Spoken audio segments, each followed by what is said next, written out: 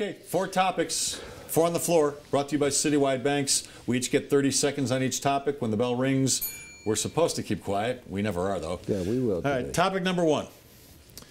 Kris Bryant. This is the Chicago Cubs third baseman. He was 3 for 10 in his first 10 at-bats, had an RBI double. He walked 3 times. He had 4 strikeouts. What'd you think?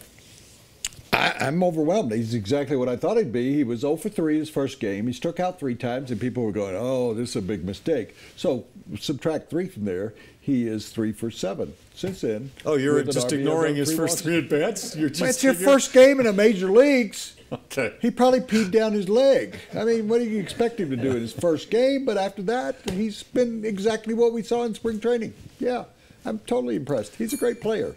He's a lot better than these guys. I talked to people in Chicago who are with the organizations.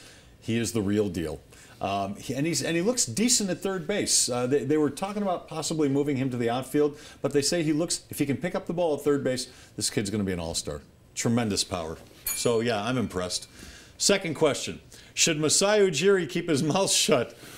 Or do you like when he cusses out the opposition and gets fined tens of thousands? This is a Masai Ujiri I didn't see when he was here. I mean, he was a confident guy, but since he's gone to Toronto and he started making this $3 million a year and his team continues to win, he's gotten cocky. I mean, he's been fined $25 grand for cussing in front of an assembly. He just got cussed. Well, not a school assembly. It was an assemblage of people outside the arena. It was an assembly. I mean, assembly was where we showed up and some firemen showed us how to use And he just got fined $35 grand for saying something nasty about Paul Pierce. I'm a little surprised after the first fine that he got fined a second time. I think he needs to keep his mouth shut now. He's not making himself look good. I think you're a different Masai. You know this. He would call me every day. I talk to him a lot. I talk to him all the time. This is the Messiah I knew. He's cocky. He wasn't afraid to curse. But he wasn't publicly cocky here. This is a marketing tool. I mean, Toronto is not a hotbed of basketball. They barely know what you do. I mean, it's pucks. It's pucks there. It's not basketballs. And do you know who the head of the franchise is? Tim Leiweke. He was the president here. They're both guys with a different background. Messiah, yeah, I like this. It didn't help in the game. They lost. So if he keeps doing it, though, it's not going to help his image. Like he cares about his image. Third one, should spring games, I think you we're talking about don't college. Care about yours. Why should you care about his? College football. Should spring college football games be against another school instead of being inter-squad games? This should be a longer topic, actually. George O'Leary used to be at Notre Dame, is now at University of Central Florida. Yeah, all the money in football. If you're Texas and you played, let's say, Colorado, since they're no longer in the same conference. Yeah. Colorado can't draw flies for their spring game. Texas draws 87,000. So have a scrimmage against each other. NFL teams do it. The Texans came in here.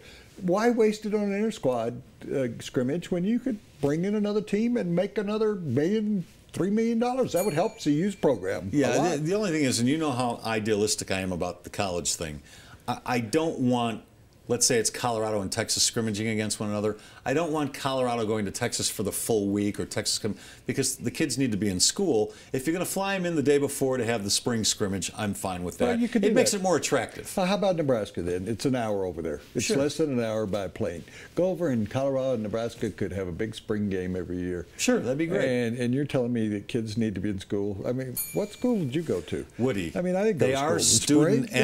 athletes. They're not athletes, students. You're at the pool. Right? Who goes to, nobody takes it. You take 8 hours during spring. Final question. All right, so after Jameis, Winston, and Mariota, who would you take in the draft? Trevor Siemian from Northwestern, Chris Bonner, Garrett Grayson from CSU, Bo Wallace, Bryce Petty, or Brett Hundley? Well, Brett Hundley it's neck and neck of whether Grayson or Hundley will be the third quarterback chosen. Petty's in there too. Oh yeah, Bryce Petty. out of Baylor. Right. Yeah. So Hundley's out of UCLA. Grayson, we all know. I'm going to go away from that because I don't really care. Even though it's my question. Simeon, I don't know anything about.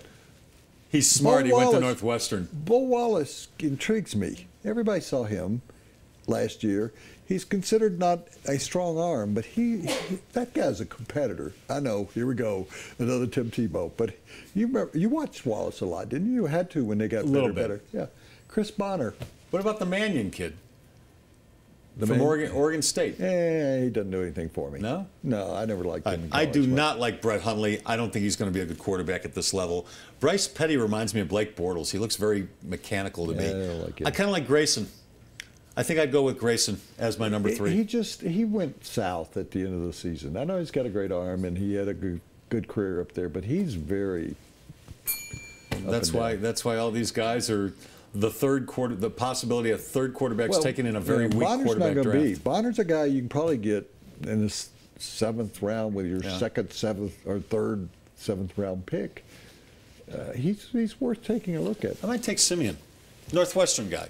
He's smart. We don't really My son know. went to Northwestern. He had an ACL, which doesn't. I think John Elway likes him because John had an ACL. And he played with a torn.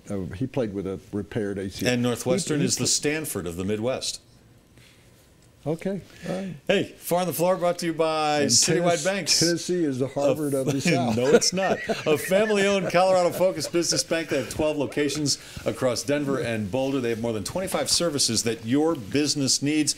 They are also a passionate supporter of more than 150 Colorado charities each year. It's Citywide Banks. It's the bank where we, the sports show, do our banking. I am Citywide Banks. I am Citywide Banks. At Citywide Banks, we put you first by exceeding your service expectations every day. Every day.